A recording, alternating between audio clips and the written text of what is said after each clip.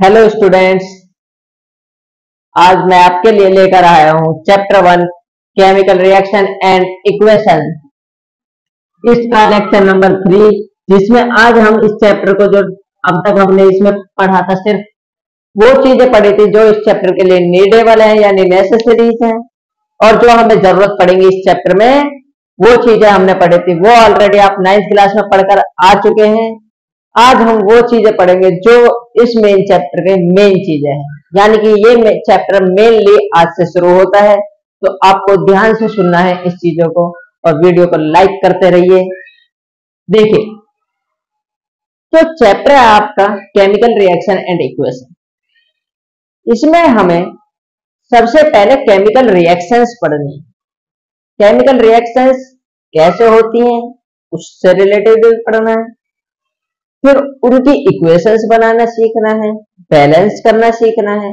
तो इन सभी चीजों को हमें पूरे चैप्टर में पढ़ना है। देखिए, आपको इस चैप्टर में जितने भी मैं रिएक्शन लिखवाऊं, ऐसा तो है नहीं कि एक लेक्चर में 100-200 रिएक्शंस हो जाए। एक लेक्चर में आपके लिए ज्यादा से ज्यादा, किसी किसी लेक्चर में होंगी भी नहीं रिएक्शन, किसी में होंगी तो 5 से 6 रिएक्शन। तो आपको नॉर्मली अगर आप उसको 2 से 4 बार रिवाइज करेंगे तो याद हो जाए। लेकिन अगर आप बिल्कुल ही आलसीपना दिखाएंगे, पढ़ेंगे नहीं, तो हो सकता है कि आप इस चैप्टर को ना कर पाए। और ये मेन चैप्टर है, इसी पर आपके बाकी के जो 3 चैप्टर हैं साइंस के, केमिस्ट्री के, वो डिपेंड करते हैं। अगर आपने ये चैप्टर ठीक से कर लिया, इसके बाद में आपको थोड़ा इजी हो जाएगा समझना। तो इसलिए बिल्कुल ध्यान से पढ़ें। आइए स्टार्ट करते हैं देरी किए बिना। हमारे पास में 2 तरीके के चेंजेस होते हैं। 7th क्लास में ये टॉपिक पढ़ाया जाता है। 7th क्लास की साइंस में आता है ये टॉपिक, टाइप्स ऑफ चेंजेस। हमारे पास में 2 तरीके के चेंजेस होते हैं, एक होता है फिजिकल चेंज और एक होता है केमिकल चेंज। सबसे पहले हम बात करेंगे फिजिकल चेंज। फिजिकल चेंज से पहले मैं आपको एक चीज बताना चाहूंगा, फिजिकल प्रॉपर्टीज। ऐसी प्रॉपर्टीज जो कि हमें फिजिकली दिखे। फिजिकली जैसे कि हम देख सकते हैं कलर उसका, उसकी स्टेट यानी सॉलिड है लिक्विड, जो हमें अपीयरेंस हो, मतलब हम खुद से देख सकें, उन प्रॉपर्टीज को कहा जाता है फिजिकल प्रॉपर्टीज। और केमिकल प्रॉपर्टीज ऐसी प्रॉपर्टीज जिन्हें हम खुद से नहीं ऑब्जर्व कर सकते, मतलब कि बिना केमिकल की मदद से हम ऑब्जर्व नहीं कर सकते। उसमें सिर्फ केमिकल्स का इन्वॉल्वमेंट होता है, तो उन्हें केमिकल प्रॉपर्टीज कहा जाता है। अब उसी से रिलेटेड हम इन चेंजेस को पढ़ेंगे। सबसे पहले है हमारे पास में फिजिकल चेंज। ऐसा चेंज जिसमें किसी भी सब्सटेंस की सिर्फ फिजिकल प्रॉपर्टीज में चेंज आए, उसे कहा जाता है फिजिकल चेंज। अब देखिए, जो फिजिकल चेंज है इसकी डेफिनेशन लिखते हैं। द चेंज इन विच या change which takes place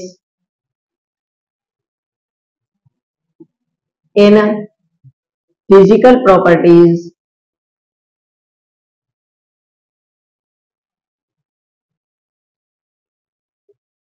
of a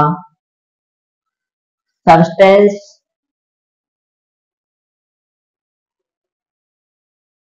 is called physical change।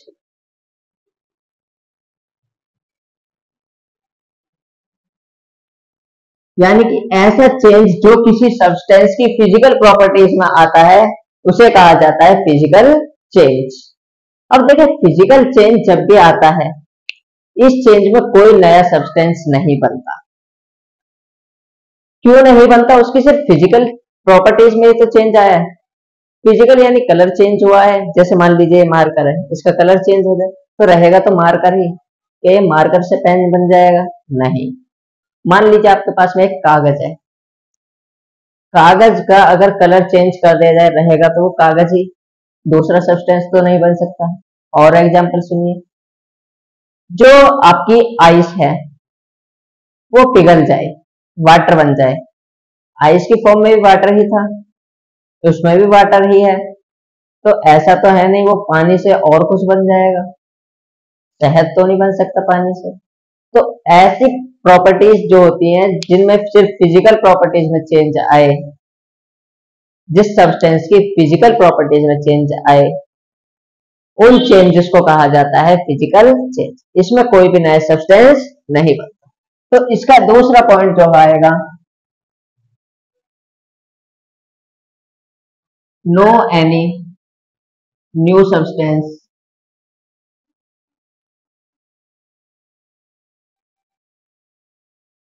No any new substance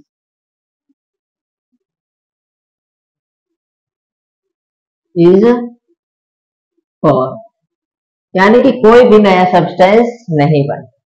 देखिए, जो भी सब्सटेंस है उसकी आइडेंटिटी चेंज नहीं होगी। आइडेंटिटी का मतलब है जैसे उसकी प्रॉपर्टीज हैं, जैसे कि ये मार्कर है, इसकी आइडेंटिटी है कि इसके अंदर इंक है, ये इस तरीके से चलता है और इसकी स्ट्रक्चर ये, तो ये चेंज नहीं होगी फिजिकल प्रॉपर्टीज में। तो देखिए, the identity of substance is not change. जो सब्सटेंस है उसकी आइडेंटिटी चेंज नहीं हो सकती। इस चेंज को एक नामों से और जाना जाता है, रिवर्सिबल चेंज।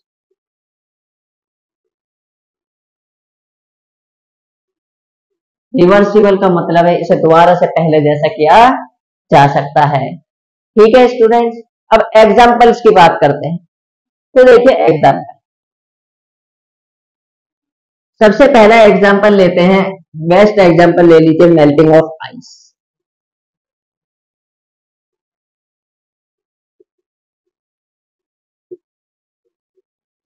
बर्फ का पिघलना, बर्फ है वो पिघल के पानी बन जाएगी, दोबारा से फ्रीज कर लीजिए बर्फ बन सकती है, यानी पहले जैसी स्टेट में ला सकते हैं।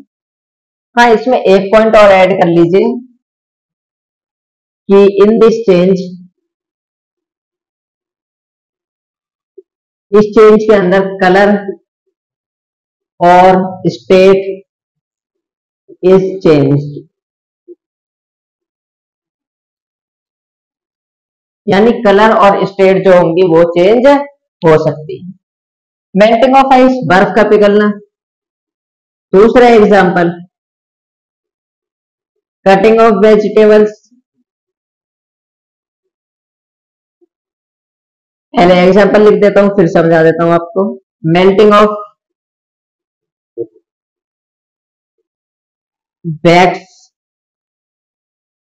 और फोर देखिए मेल्टिंग ऑफ आइस हो गया, cutting of vegetables, melting of wax, cutting of paper. देखिए पहला है मेल्टिंग ऑफ आइस, यानी बर्फ का पिघलना। बर्फ अगर पानी से दोबारा से उसी स्टेट में चले जाती है जिस स्टेट में है, तो ये भी क्या है हमारा फिजिकल। दूसरा है कटिंग ऑफ वेज, आपने सब्जी ली, सब्जी को काट दिया, सब्जी ही रहेगी। पेपर है, पेपर को आपने काट दिया, रहेगा वो पेपर ही, उसकी कोई सिर्फ फिजिकल स्टेट चेंज हुई है, यानी कि जो उसकी साइज था वो चेंज हो सकता है। ठीक है, और देखिए एग्जांपल है आपके पास में मेल्टिंग ऑफ वैक्स, ये थोड़ा सा इंपॉर्टेंट एग्जांपल है। मेल्टिंग ऑफ वैक्स आखिर होता है, आपने देखा होगा जो कैंडल होती है उसका जो वो होता है मोम, वैक्स जो होता है, जब वो पिघलता है तो दोबारा से ठंडा होकर वो वैक्स ही बन जाता है। तो वो जैसा सब्सटेंस था पहले जैसा ही है, तो उसे कहा जाता है फिजिकल चेंज, यानी मेल्टिंग ऑफ वैक्स क्या है, फिजिकल चेंज। हमारे पास में 4 एग्जांपल्स हैं और देख लेता हूं मैं आपके लिए। कटिंग ऑफ वेजिटेबल्स, इतने ही एग्जांपल्स हैं, आपको ज्यादा एग्जांपल सिर्फ इतना पहचानना है कोई नया सब्सटेंस बनता है या नहीं बनता। ठीक है, आप इसे नोट कीजिए, इसके बाद में हम पढ़ेंगे केमिकल चेंज।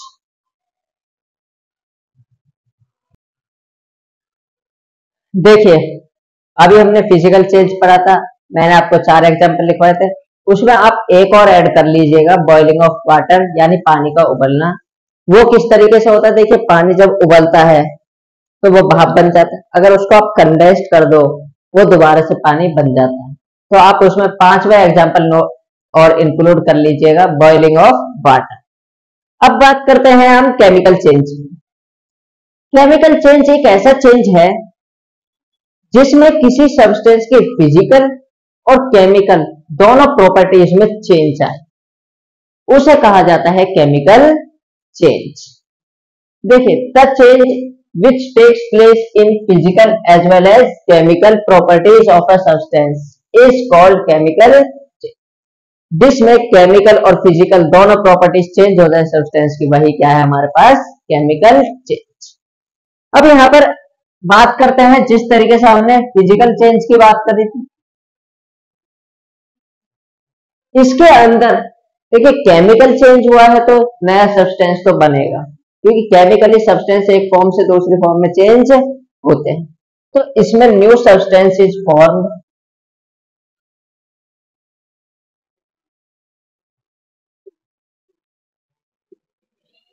नया सब्सटेंस बनेगा।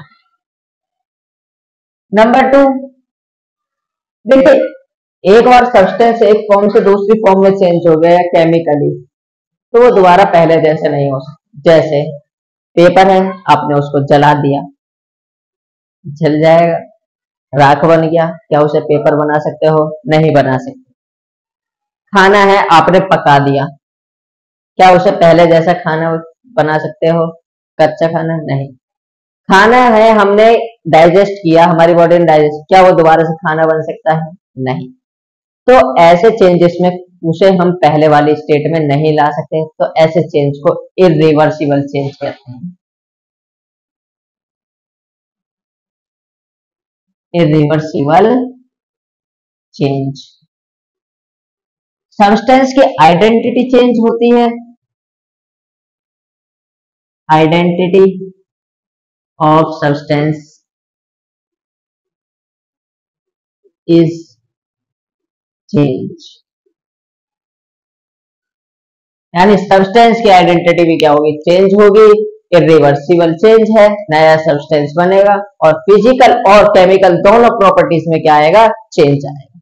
अब बात करते हैं एग्जाम्पल की। तो देखिए सबसे पहले example, burning of paper. Paper को आपने जला दिया, राख बन जाएगा, तो वो दोबारा से पहले जैसा नहीं हो सकता। Number 2, digestion of food. Food जब डाइजेस्ट हो जाता है तो दोबारा पहले जैसा नहीं बन सकता। थर्ड, रेस्पिरेशन भी एक केमिकल चेंज है। रेस्पिरेशन भी केमिकल चेंज है, यानी जब हम सांस लेते हैं तो उस टाइम पर एनर्जी बनती है, और उसी टाइम पर जो हम खाना लेते हैं उसको तोड़कर एनर्जी बनाई जाती है। Number 4, rusting of iron.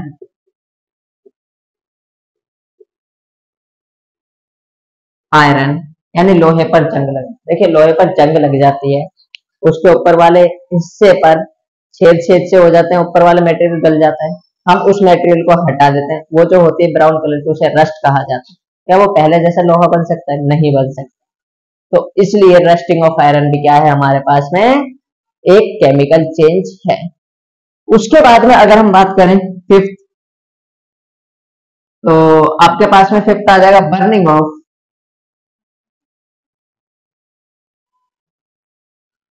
Candle, yarn या थ्रेड। एंड जो मोमबत्ती होती है उसका जो धागा होता है, अगर वो जल जाए, क्या वो पहले जैसा बन सकता है? नहीं बन सकता। तो वो किसमें आएगा? हमारे केमिकल चेंज। देखिए जब केमिकल कैंडल जो बर्न होती है वो दोनों में आती है, एक केमिकल में भी फिजिकल चेंज। केमिकल चेंज किस तरीके से, जो उसका थ्रेड है मोमबत्ती का यानी कैंडल थ्रेड की जो बर्निंग होती है उसे कहा जाता है केमिकल चेंज, और मेल्टिंग ऑफ कैंडल वैक्स क्या कहला जाता है? आपका फिजिकल चेंज। तो आपके पास में दोनों चेंज थे, फिजिकल और केमिकल चेंज। एक बार मैं आपको समरी करके स्मॉल में बता देता हूं। फिजिकल चेंज में सब्सटेंस की फिजिकल प्रॉपर्टी चेंज होती है, कोई भी नया सब्सटेंस नहीं बनता, सब्सटेंस की आइडेंटिटी चेंज नहीं होती।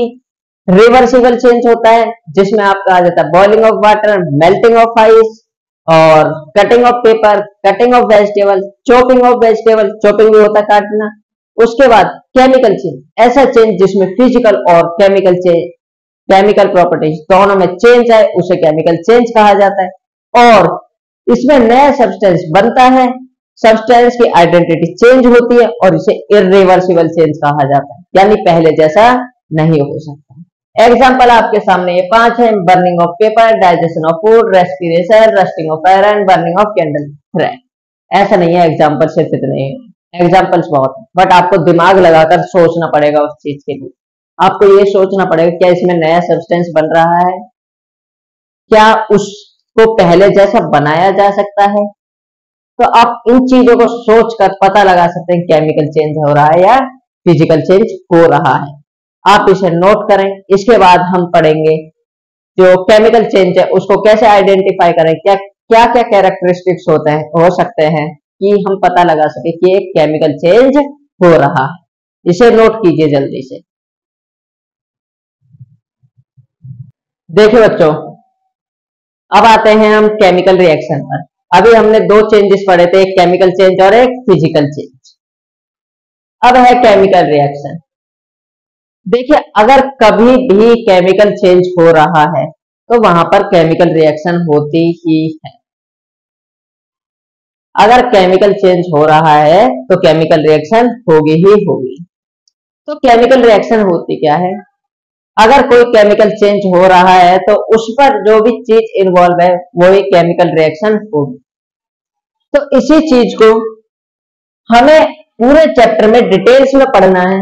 तो chemical reaction, when a chemical change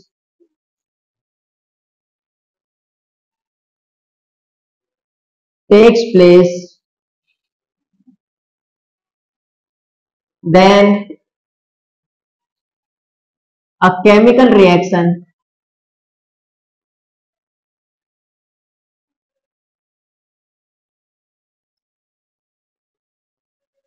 will occurs। यानी अगर केमिकल चेंज हो रहा है, यहां पर केमिकल कर लीजिएगा इसे, केमिकल चेंज। अगर कोई केमिकल चेंज हो रहा है तो वहां पर केमिकल रिएक्शन हो रही है। हम कैसे पता लगाएं कि एक केमिकल रिएक्शन हो रही है? तो उसके लिए हमारे पास में 5 चीजें हैं जिनको देखकर हम पता लगाते हैं कि केमिकल रिएक्शन हो रही है या नहीं हो रही। देखिए, हमारे पास है 5 पॉइंट्स, तो उसके लिए लिखेंगे सबसे पहले a chemical change. A chemical change कहें या reaction of chemical reaction can be observed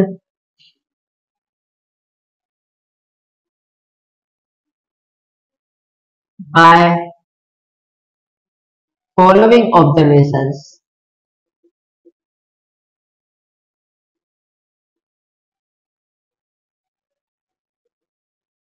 यानी कि इन ऑब्जर्वेशंस की मदद से हम पता लगा सकते हैं कि एक केमिकल रिएक्शन हो रही है।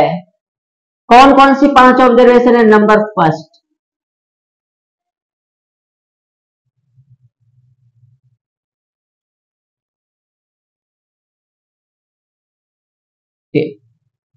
सबसे पहले है चेंज इन स्टेट। यानी कि स्टेट चेंज हो रही है, और स्टेट आप जान चुके हैं, solid, liquid, gas. Change in colour, colour change हो रहा हो। उसके बाद change in temperature,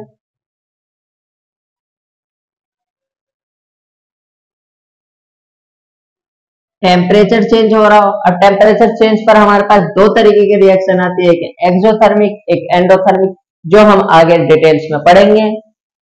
change in temperature के बाद में आता है इवोल्यूशन ऑफ गैस। यानी गैस अगर उत्पन्न हो रही है या उसमें से इवॉल्व हो रही है, निकल रही है किसी रिएक्शन में, तो उसे कहा जाएगा इवोल्यूशन ऑफ गैस। और 5th है आपके पास में फॉर्मेशन ऑफ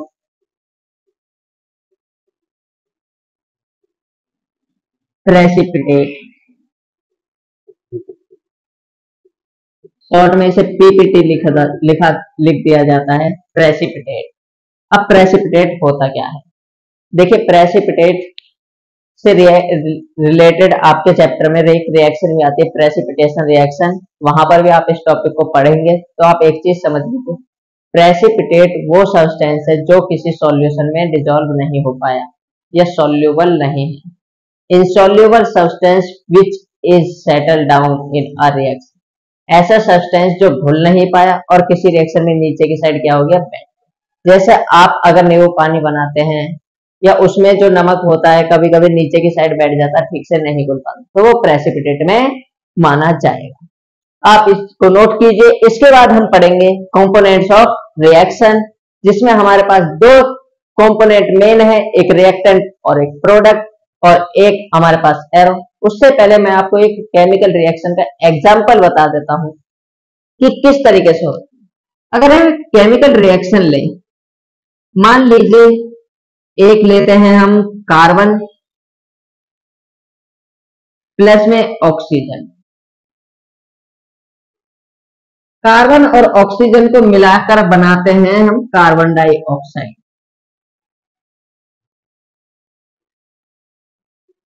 कार्बन डाइऑक्साइड। अब इसको फॉर्मूले के फॉर्म में देखिए, कार्बन को C प्लस में ऑक्सीजन को O2, और ये बन जाएगा हमारे पास में कार्बन डाइऑक्साइड को CO2। अब फॉर्मूला बनाएंगे इसका तो समझ आएगा किस तरीके से। देखिए, कार्बन का +4, ऑक्सीजन -2, 2 जा, इस 2 की यहां पर मल्टीप्लाई करेंगे तो क्या बन गया, CO2। तो ये एक केमिकल रिएक्शन है। ऐसे ही हमें बहुत सारी रिएक्शंस पढ़नी है, उनको बैलेंस करना हमें। देखिए ये जो है ये केमिकल रिएक्शन, बट नीचे वाली केमिकल इक्वेशन है। तो हमें ये चीजें अभी जो आप इसको नोट कर लेंगे तो उसके बाद मैं आपको कराऊंगा। नोट करिए।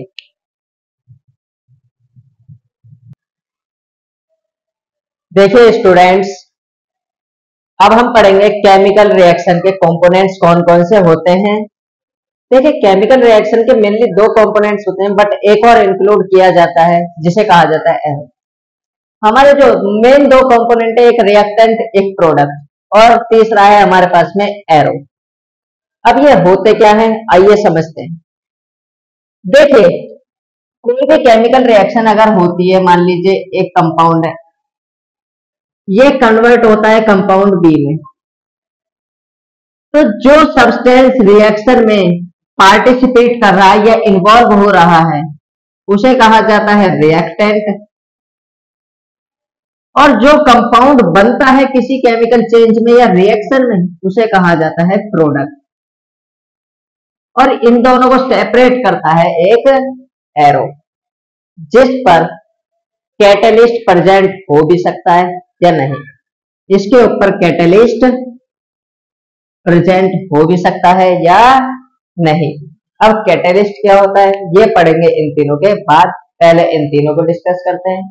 तो रिएक्टेंट वो सब्सटेंस है जो किसी केमिकल चेंज या केमिकल रिएक्शन में पार्टिसिपेट करे और क्या बनाए, प्रोडक्ट बनाए, उसे कहा जाता है रिएक्टेंट। तो the substance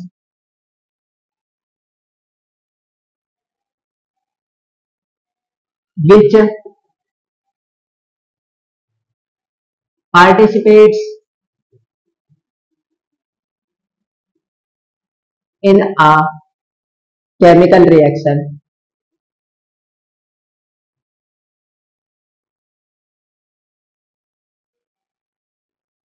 to form product is called reactant। उसे क्या कहा जाता है, रिएक्टेंट। जो किसी भी रिएक्शन में पार्टिसिपेट करे प्रोडक्ट बनाने के लिए उसे ही रिएक्टेंट कहा जाता है। देखिए काफी टीचर्स या फिर स्कूल्स में भी टीचर्स बच्चों को प्रॉपर नॉलेज नहीं दे पाते। वो बच्चों से ये कहते हैं रिएक्टेंट वो होता है जो रिएक्शन में लेफ्ट हैंड साइड लिखा जाता है, बट ऐसा वो प्रॉपर डेफिनेशन नहीं दी जाती। प्रॉपर डेफिनेशन ये है, हाँ इसे पॉइंट्स में लिख सकते हैं कि जो रिएक्टेंट है वो हमारा लेफ्ट हैंड साइड लिखा जाता है। तो reactant it is written on left hand side, LHS होता है left hand side of a chemical reaction. Chemical reaction में लेफ्ट हैंड साइड इसे लिखा जाता है। अब बात करते हैं प्रोडक्ट की। देखिए प्रोडक्ट होता क्या है, तो देखिए जो किसी भी केमिकल रिएक्शन में जो सब्सटेंस बनता है उसे ही प्रोडक्ट कहा जाता है। और ये प्रोडक्ट किसी भी केमिकल रिएक्शन में किस साइड लिखा जाता है, right hand side. The substance which is formed in a chemical, इसे रफ कर देता हूं,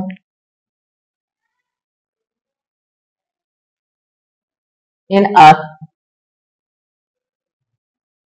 chemical reaction is called product. यानी जो सब्सटेंस किसी भी केमिकल रिएक्शन में बनता है उसे ही कहा जाता है प्रोडक्ट। अब ये किस साइड लिखा जाता है, राइट हैंड साइड, तो it is written on right hand side of a chemical reaction. यानी केमिकल रिएक्शन में किस साइड लिखा जाएगा, राइट हैंड साइड। अब बात करते हैं इस एरो। एरो का काम क्या है, एरो रिएक्टेंट और प्रोडक्ट को किसी केमिकल रिएक्शन में सेपरेट करता है जिसके ऊपर कोई कैटलिस्ट प्रेजेंट हो सकता है। तो देखिए इट सेपरेट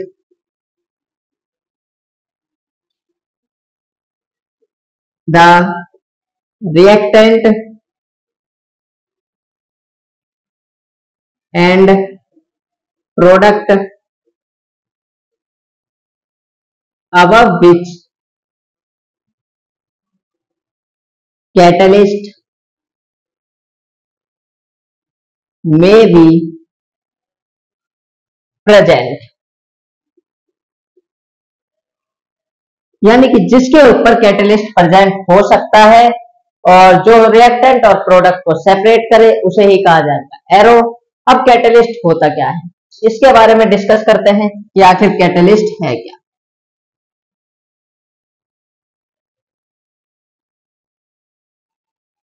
कैटलिस्ट, देखिए कोई भी रिएक्शन हो रही है, उस रिएक्शन को कोई ऐसा सब्सटेंस जो तेज कर दे या धीरे कर दे, यानी कि रिएक्शन के रेट को बढ़ा दे या घटा दे, उस सब्सटेंस को कैटलिस्ट कहा जाता है। दोबारा सुनिए, एक एग्जांपल की मदद से समझाता हूं। मान लीजिए कोई गाड़ी चल रही है, या पंखे को सुन लीजिए, एक टाइम होता है पंखा धीरे चलने लगता है, क्यों, क्योंकि उसके अंदर कुछ जंग लग जाना है या रस्टिंग हो जाना है, इस वजह से। बट अगर उसमें ऑयल डाल दिया जाए तो उस पंखे की स्पीड बढ़ जाती है, तो ऑयल जो होता है वहां पर एज ए कैटलिस्ट वर्क करे। बट यहाँ पर रिएक्शन में बात करें तो कोई भी ऐसी चीज या ऐसा सब्सटेंस जो रिएक्शन को जल्दी करा दे या धीरे करा दे, अब वो डिपेंड करता है रिएक्शन कैसी है, तेज करानी है या धीरे करानी है। तो उस चीज को लेकर हमारे पास कैटलिस्ट दो तरीके के होते हैं, एक पॉजिटिव कैटलिस्ट, एक नेगेटिव कैटलिस्ट। पॉजिटिव कैटलिस्ट वो कैटलिस्ट होता है जो रिएक्शन के रेट को बढ़ा दे, और नेगेटिव कैटलिस्ट वो कैटलिस्ट जो रिएक्शन के रेट को घटा दे। आइए लिखते हैं catalyst, the substance which increased or decrease the rate of a reaction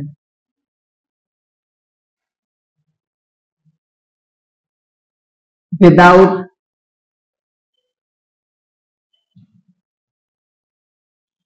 getting consumed in it।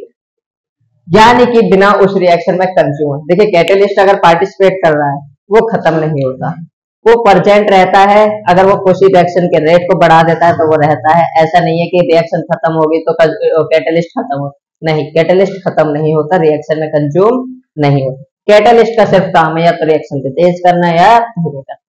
अब इस बेसिस पर हमारे पास दो तरीके के कैटेलिस्ट हैं। एक है हमारे पास में positive catalyst,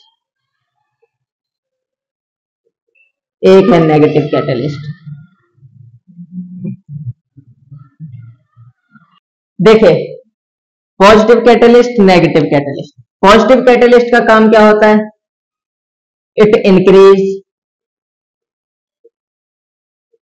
the speed of reaction, यानी ये रिएक्शन की स्पीड बढ़ा देता है। और नेगेटिव कैटेलिस्ट क्या करता है? इट डिक्रीज द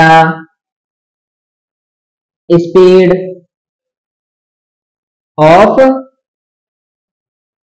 रिएक्शन, यानी ये रिएक्शन की स्पीड को क्या कर देता है? घटा देता है। अब एक बार आप देखिए जगह कम है तो आप नीचे की साइड एक चीज लिख लीजिएगा। केमिकल रिएक्शन को रिप्रेजेंट कैसे किया जाता है? Reactant,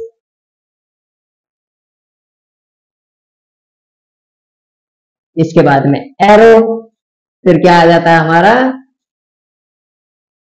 product. तो ये हमारे पास एक केमिकल रिएक्शन को इस तरीके से रिप्रेजेंट किया जाता है। आप इसे नोट कीजिए।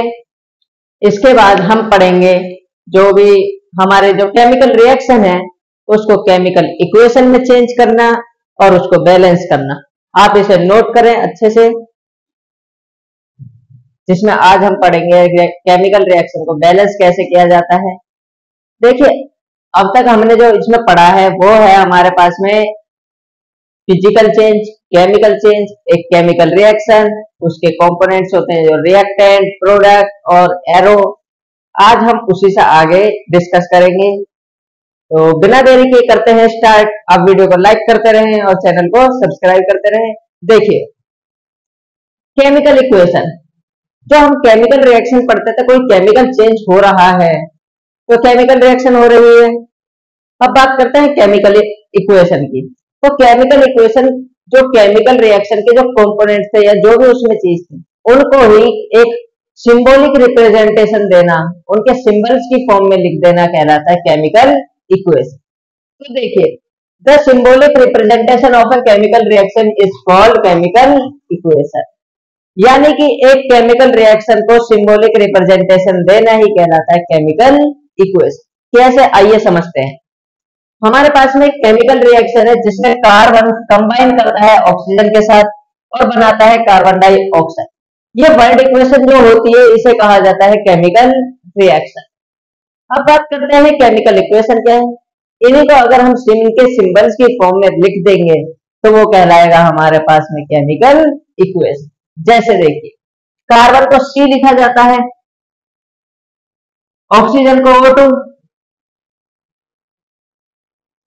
और कार्बन डाइऑक्साइड को CO2। अब ये CO2 कैसे बना ये मैंने आपको अभी बताया था, जो हम केमिकल फॉर्मूला पढ़ते हैं उसमें बताया था जब मैंने आपको कराया था कार्बन डाइऑक्साइड। तो देखिए ये CO2 बन, इसे कहा जाएगा, ये जो सिंबल्स की फॉर्म है इसे केमिकल इक्वेशन। उसके बाद बात करते हैं हम एक और एग्जांपल ले लेते हैं। चलिए हाइड्रोजन प्लस क्लोरीन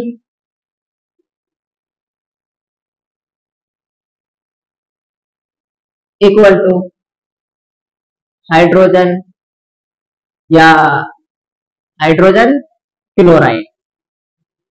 ये है हमारे पास में केमिकल रिएक्शन। इसी को केमिकल इक्वेशन की फॉर्म में अगर हम लिखना चाहें तो देखिए हाइड्रोजन को क्या लिखते हैं H2 प्लस क्लोरीन को Cl2 और हाइड्रोजन क्लोराइड का आप फॉर्मूला बनाएंगे तो ये बनेगा HCl। तो ये है हमारे पास में chemical equation.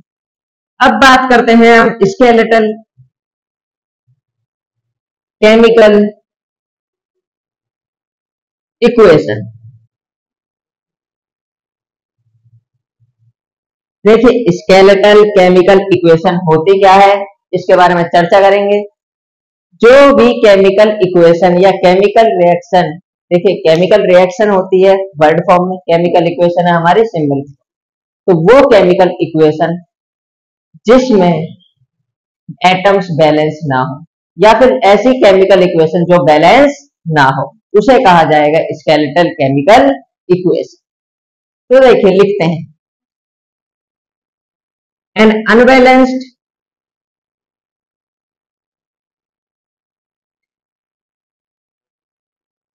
chemical equation which represent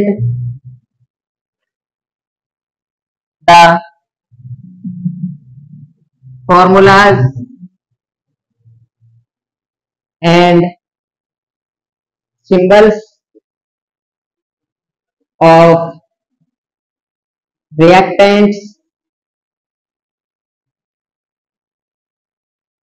and products is called skeletal chemical equation। यानी कि ऐसी केमिकल इक्वेशन जिसमें रिएक्टेंट और प्रोडक्ट के फॉर्मूलाज और सिग्नल्स को रिप्रेजेंट किया गया हो और वो बैलेंस्ड ना हो, उसे कहा जाएगा स्केलेटल केमिकल इक्वेशन। अब देखिए स्केलेटल केमिकल इक्वेशन तो अनबैलेंस्ड, बट हमें इस चैप्टर में सीखना है रिएक्शन को बैलेंस कैसे किया जाता है, वो हम सीखेंगे। अभी आप इसको नोट कीजिए अच्छे से।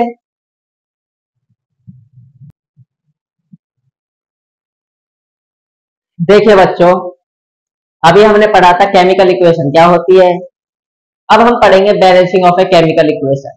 एक केमिकल इक्वेशन को बैलेंस कैसे करते हैं, तो देखिए balancing of chemical equation, the process of equating the number of atoms on both side of a chemical equation is known as balancing of chemical equation.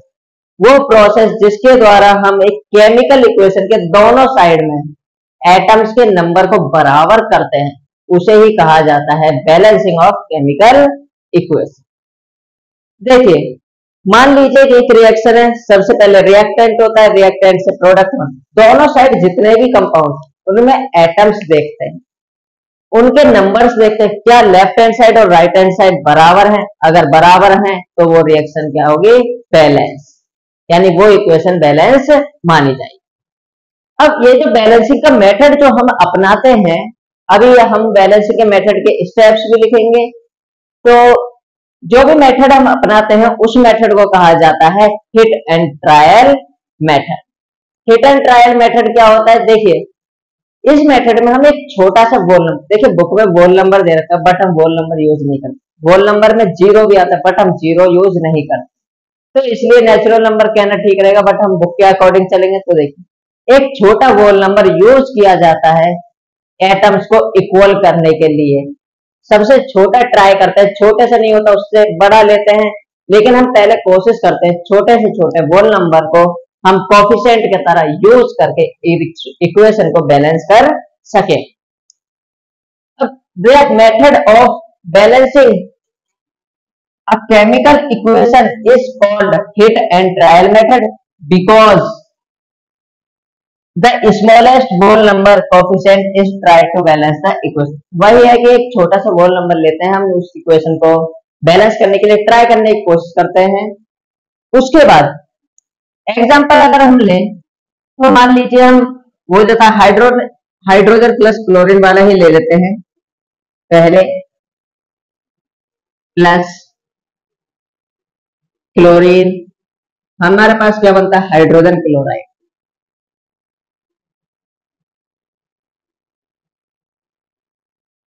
Chloride, देखिए हाइड्रोजन को लिखते हैं H2 प्लस क्लोरीन को क्या लिखते हैं Cl2, और बनता क्या है हाइड्रोजन क्लोराइड HCl। आप सबसे पहले देखिए मेथड्स में स्टेप से आपको देखिए स्टेप से कंफ्यूजन ही होती है।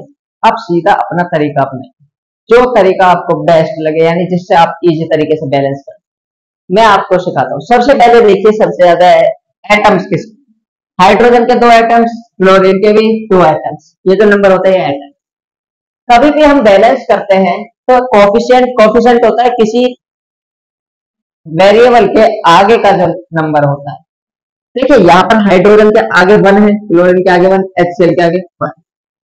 हम बैलेंस करते टाइम सिर्फ कोफिशिएंट लगाते हैं यानी मल्टीप्लाई करते हैं, इस तरीके से हम एटम्स नहीं बढ़ाते। तो हाइड्रोजन 2 है यहाँ पर, देखिए हाइड्रोजन ये 2 है, इधर हाइड्रोजन 1 है, हाइड्रोजन है। अब हम ऐसा क्या करें कि इधर के हाइड्रोजन के एटम इसके बराबर है। 1 को 2 बनाने के लिए 2 से मल्टीप्लाई करेंगे, तो यहां पर कर दीजिए 2 से। देखिए 2 से मल्टीप्लाई इस पूरे में मानी जाएगी, तो 2 हाइड्रोजन हो गए और 2 ही क्लोरीन। क्लोरीन कितने 2 और इधर क्लोरीन 2 एटम, तो बराबर हो गए ना। इस तरीके से आप बैलेंस कर सकते हैं। एक एग्जांपल से आपको समझ नहीं आया होगा इतना, बट कोशिश करें कि आपको ज्यादा से ज्यादा समझ आए। हम कोशिश करेंगे आपको अच्छे से समझाने की। अभी और भी बहुत सारे रिएक्शन और इक्वेशंस को हम बैलेंस करेंगे, आप इसको नोट कीजिए। इसके बाद में देखिए एक टॉपिक और है हमारा कि balancing of chemical equation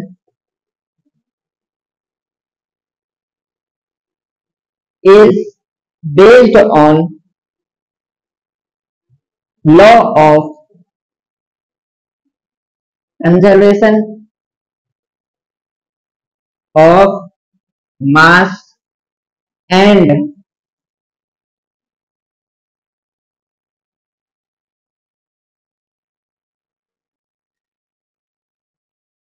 law of constant या डेफिनेट प्रपोर्शन।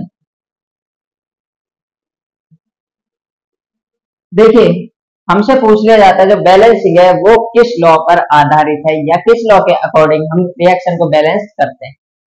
देखिए एक ही लॉ है हमारे पास में, एक तो जो सबसे ज्यादा पूछा जाता है law of conservation of mass, but दूसरा आप में नहीं आता, बुक में भी नहीं दे रखा होता, तो हम law of conservation of mass को फॉलो करते हैं। और लॉ ऑफ कांस्टेंट प्रपोर्शन या डेफिनेट प्रपोर्शन ये भी होता है। अगर आपसे 2 लॉ पूछ लिए जाए तो दोनों है, एक पूछा जाए तो आप इसको लिखेंगे law of conservation of mass. ये दोनों लॉ आप 9th क्लास में पढ़कर आए होंगे चैप्टर नंबर 3 में, जिसमें डाल्टन की थ्योरी थी। तो डाल्टन ने थ्योरीज में बोले थे law of conservation of mass और लॉ ऑफ डेफिनेट प्रपोर्शन। अब law of conservation of mass होता क्या है ये हम पढ़ेंगे अभी, आप इसको नोट कीजिए अच्छे तरीके से और हम law of conservation of mass को अच्छे तरीके से समझेंगे। देखिए स्टूडेंट्स, अभी हमने पढ़ा था कि जो केमिकल इक्वेशन है उसको बैलेंस करने के लिए 2 लॉ फॉलो किए जाते हैं। पहला है law of conservation of mass, दूसरा लॉ ऑफ डेफिनेट या कांस्टेंट प्रपोर्शन। आपसे सिर्फ इस चैप्टर में एक दे रखा है law of conservation of mass, जिसकी आपको स्टेटमेंट याद होनी चाहिए कि होता क्या है। आइए स्टार्ट करते हैं। देखिए law of conservation of mass, it states that mass can neither be created nor be destroyed, but it can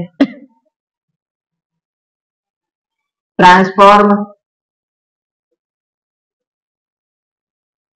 from one form to another।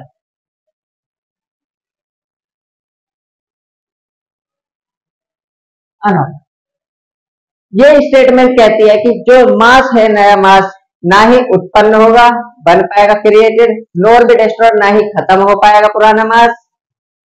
ये मास जो प्रेजेंट है ये सिर्फ एक फॉर्म से दूसरी फॉर्म में चेंज हो सकता है, ट्रांसफॉर्म हो सकता है। मास एनर्जी में कन्वर्ट हो सकता है, एनर्जी मास में कन्वर्ट हो सकती है। तो ये आपने पढ़ा होगा, आइंस्टाइन की स्टेटमेंट थी ये, मास और एनर्जी का इंटर कन्वर्जन जो था कि मास एनर्जी में कन्वर्ट हो सकता है, एनर्जी मास में। तो ये आइंस्टाइन की स्टेटमेंट, यानी कि नया मास ना ही बन सकता, ना ही पुराना मास पूरा खत्म हो सकता। जो मास है वो एक फॉर्म से दूसरी फॉर्म में चेंज हो सकता है। देखिए कैसे, मान लीजिए ये कैसे अप्लाई होता है, हम कैसे पता कर पाए कि ये लॉ कैसे अप्लाई होता है बैलेंसिंग। मैंने आपको एक HCl वाला, देखिए HCl में एक सिंपल एग्जांपल लेकर बता देता हूं मैं आपको। CO2 वाला, C+O2 हमारे पास बनती है CO2। आप 9th क्लास में पढ़कर आए होंगे या फिर मैंने भी आपको लिखवाए इन सब के एटॉमिक मासेस। कार्बन का कितना होता है 12, ऑक्सीजन का 16 होता है, लेकिन यहाँ पर 2 ऑक्सीजन है तो 16 तो नहीं 32।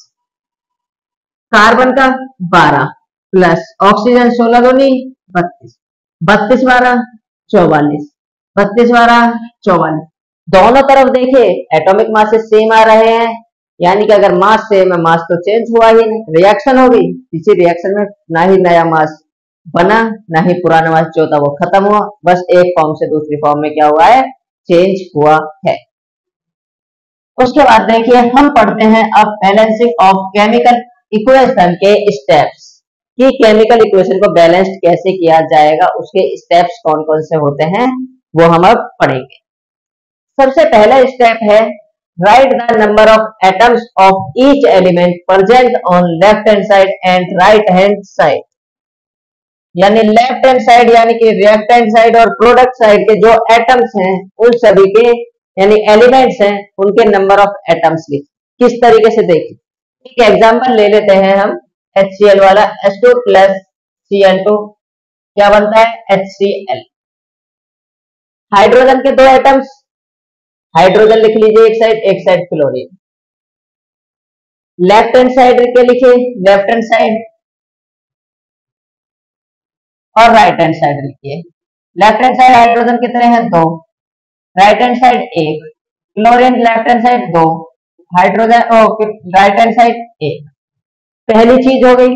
दूसरी, start balancing with compound that contain maximum number of atoms. उस कंपाउंड से स्टार्ट कीजिए जिसके पास में ज्यादा नंबर ऑफ एटम्स। ये मॉलिक्यूल ये कंपाउंड, इसमें कितने एटम्स हैं 2 एटम्स हैं, तो स्टार्टिंग वहीं से करते हैं। इन कंपाउंड, जो भी कंपाउंड सेलेक्ट किया उस एलिमेंट को सेलेक्ट कीजिए with maximum number of atoms, उसमें वो एलिमेंट लीजिए जिसपे सबसे ज्यादा क्या हो एटम्स। तो देख लीजिए यहाँ पर हाइड्रोजन पर भी 2 है, क्लोरीन पर, यहाँ हाइड्रोजन 1 है क्लोरीन 1 है। तो आप देखिए during balancing the molecular formula of reactant और प्रोडक्ट शुड नॉट चेंज। सबसे पहले देखिए इसमें बोला था वहां से स्टार्ट कीजिए जहां पर मैक्सिमम नंबर ऑफ एटम्स है और उनको बराबर करने की कोशिश। देखिए यहाँ पर 2 है, यहाँ पर 2 है, इन सभी को 2-2 बनाने हैं राइट हैंड साइड में भी। अब कैसे करते हैं वो देखिए। जब बैलेंसिंग करेंगे तो मॉलिक्यूलर फॉर्मूला जो होता है वो चेंज नहीं होगा। ये एक मॉलिक्यूल है, ये H2 है, H2 से H3 नहीं हो सकता या H नहीं हो सकता। क्लोरीन है Cl2 रहेगा, Cl नहीं हो सकता। ऐसा नहीं है कि यहाँ पर एक Cl है तो यहाँ पर से ये 2 हटा दो Cl, नहीं। यहाँ पर HCl, ऐसा नहीं है आप H के यहाँ पर 2 लगा दो या Cl के, ऐसा भी नहीं कर सकते। मॉलिक्यूलर फॉर्मूला ये है should not change, it is only multiply by a suitable coefficient, यानी कि एक ऐसा कोफिशिएंट जिससे कि बराबर हो जाए उससे मल्टीप्लाई। कोफिशिएंट क्या होता है, जो कि वेरिएबल की क्या लगता है आगे की साइड। तो आपको देखिए यहाँ पर 2 हाइड्रोजन, यहाँ पर 1 हाइड्रोजन, तो इस 2 को 1 बनाने के लिए इस 1 में 2 से मल्टीप्लाई करनी पड़ेगी। तो 2 से मल्टीप्लाई करने के लिए यहाँ पर 2 से मल्टीप्लाई कर दीजिए, ये कोफिशिएंट बन गया। अब देखिए यहाँ पर हाइड्रोजन 2 हाइड्रोजन, 2 से मल्टीप्लाई तो पूरे में होती है, तो क्लोरीन भी 2 हो गए। यहाँ पर कितने क्लोरीन 2, तो दोनों साइड क्या हो गए बराबर। अब उसके बाद देखिए to make a chemical equation, ये थोड़ा इंपॉर्टेंट है, more informative, the conditions like physical state of reactants and products are represented. अगर किसी केमिकल इक्वेशन को ज्यादा इंफॉर्मेटिव बनाना है यानी उसमें इंफॉर्मेशन ज्यादा देनी, तो उसमें हम फिजिकल स्टेट को भी मेंशन करते हैं, जैसे solid, liquid, gas, aqueous solution. उसके अलावा टेम्परेचर, प्रेशर और कैटलिस्ट को भी हम एरो के ऊपर लिख सकते हैं जो रिएक्शन में इन्वॉल्व हुए हैं। तो आपसे क्वेश्चन पूछ लिया जाता है किसी केमिकल इक्वेशन को इंफॉर्मेटिव बनाने के लिए कोई 3 चीजें बताइए या 4 चीजें। सबसे पहला फिजिकल स्टेट मेंशन की जाएगी, नंबर 2 टेम्परेचर लिख सकते हैं, नंबर 3 प्रेशर लिख सकते हैं, नंबर 4 कैटलिस्ट रिप्रेजेंट कर सकते हैं। तो ये थे हमारे पास स्टेप्स बैलेंसिंग के। इसके बाद हम एक केमिकल इक्वेशंस को बैलेंस करना सीखेंगे और आपको होमवर्क भी मिलेगा, उसमें आप इसे नोट कीजिए। इसके बाद हम ढेर सारी केमिकल इक्वेशंस को बैलेंस करेंगे।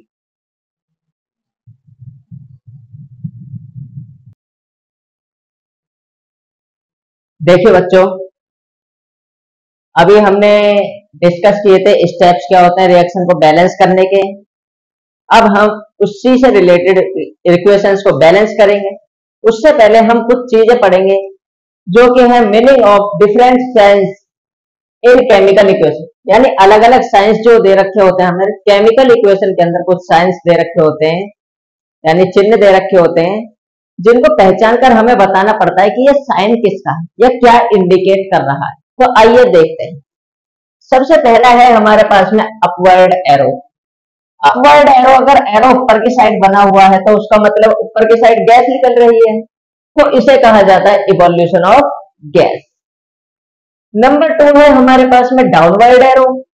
डाउनवर्ड यानी नीचे की तरफ एरो। अब रिएक्शन में कोई चीज नीचे क्या बैठती है? प्रेसिपिटेट। आप भी जानते हैं, मैंने बताया था प्रेसिपिटेट इनसॉल्युबल सब्सटेंस है जो कि सेटल डाउन हो जाता है, यानी कि नीचे की साइड बैठ जाता है। तो डाउनवर्ड एरो क्या रिप्रेजेंट करता है? Formation of precipitate. Number 3 plus heat.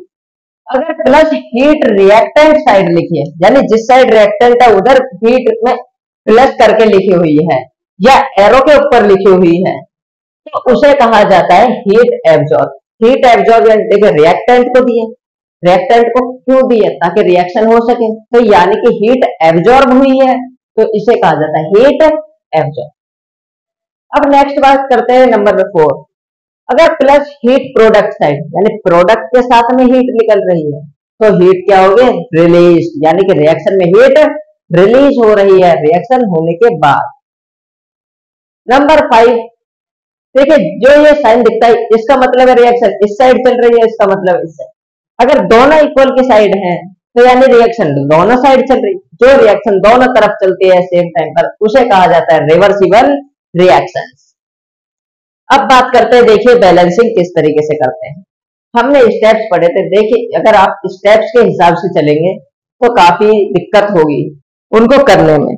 तो इसलिए हम कोशिश करेंगे अपने तरीके से, दिमाग से उन इक्वेशंस को सॉल्व करना या बैलेंस करना सीखें। आइए देखते हैं। सबसे पहले हमें इक्वेशन दे रखी है ये वाली, ये बुक में भी एग्जाम्पल दिया जाता है बट उसमें स्टेप्स के द्वारा समझाया जाता है, काफी बच्चों को समझ नहीं आता। तो देखिए मैं आपको सीधे तरीके से समझाता हूँ। स्टार्टिंग से देखिए, किसी भी रिएक्शंस को बैलेंस करने के लिए शुरू से ही लीजिए। यहाँ पर देखिए Fe आयरन, आयरन कितने हैं? यहाँ पर सिर्फ 1। यहाँ पर देखिए और कोई आयरन, यहाँ पर प्रोडक्ट साइड में आयरन है, तो कितने हैं यहाँ? 3। अब अगर इन दोनों को बराबर करना है तो इस 1 को 3 बनाना पड़ेगा। अगर इसको 3 बनाना है तो क्या करना पड़ेगा? 3 से मल्टीप्लाई।